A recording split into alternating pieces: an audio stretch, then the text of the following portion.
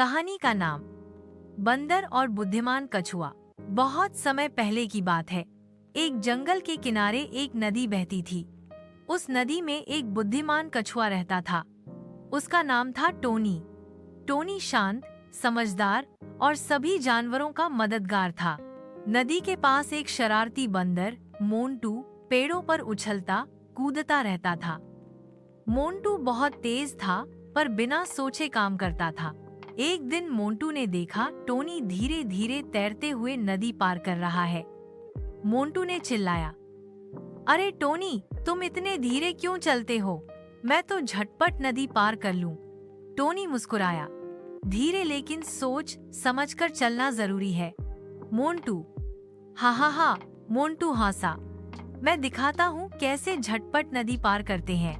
बंदर मोंटू एक लंबी लकड़ी पर चढ़ गया और उस पर नदी पार करने लगा, पर वह लकड़ी फिसलन भरी थी। आधे रास्ते में लकड़ी डगमगाने लगी और छपाक, मोंटू नदी में गिर गया। टोनी धीरे धीरे तैरते हुए मोंटू के पास आया और उसे बचा लिया।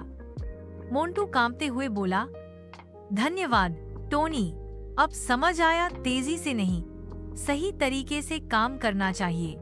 टोनी ने मुस्कुराकर कहा, सीखना सबसे बड़ी समझदारी है मोंटू। इस कहानी से हमने क्या सीखा? बिना सोचे समझे कोई काम नहीं करना चाहिए। धीरे और सोच समझकर चलना जरूरी होता है। एक बार की बात है, एक बड़ा शेर जंगल में सो रहा था। उसी समय वहां से एक छोटा सा चूहा खेलता कूदता आया और शेर के ऊपर चढ़ गया। शेर की नींद खुल गई। उसने गुस्से में चूहे को अपने पंजे से पकड़ लिया। शेर गरजकर बोला, तुमने मेरी नींद क्यों खराब की? अब मैं तुम्हें खा जाऊंगा। चूहा कांपते हुए बोला, माफ कर दो शेर राजा, मैं बहुत छोटा हूँ, पर एक दिन मैं आपकी मदद कर सकता हूँ। शेर जोर से हंसा, तू मेरी मदद करेगा? हाँ हाँ हाँ। लेकिन उसने दया करके चूहे को छोड़ दिया। कुछ दिन बाद शेर जंगल में घूम रहा था और एक शिकारी के जाल में फंस गया। वो बहुत जोर जोर से दहाड़ने लगा। चूहा दौड़ता हुआ आया। उसने जाल को अपने दांतों से काटा और शेर को आजाद कर दिया। शेर बोला, धन्यवाद मेरे छोटे दोस्त, आज तुमने सच में मेरी जान बचा ली। चूहा मुस्कुराया, मैंने कहा था ना, मैं भी मदद कर सकता हूँ। इस कहानी से हमने क्या सीखा? कभी भी किसी को छोटा मत समझो, हर किसी की मदद की अहमियत होती है। अगर आपको ये कहानी पसंद आई हो तो लाइक करें और हमारे चैनल को सब्सक्राइब करना ना भूलें ऐसी और मजेदार कहानियों के लिए। कहानी का नाम कौवा और लोमड़ी। एक दिन एक कौवे को जमीन पर एक रोटी का टुकड़ा मिला। वह बहुत खुश हुआ।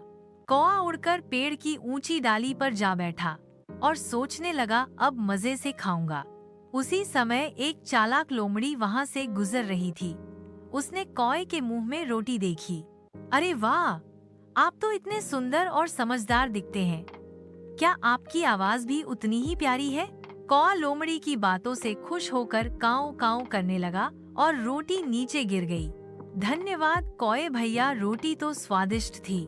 बच्चों, इस कहानी से हमने क्या सीखा? चापलूसी करने वालों से सावधान रहना चाहिए। अगर आपको ये कहानी पसंद आई हो तो लाइक करें और हमारे चैनल को सब्सक्राइब करना ना भूलें ऐसी और मजेदार कहानियों के लिए।